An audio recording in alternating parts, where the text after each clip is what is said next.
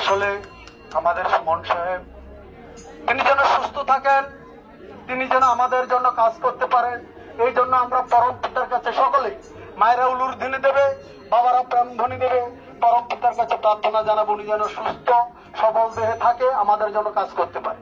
তো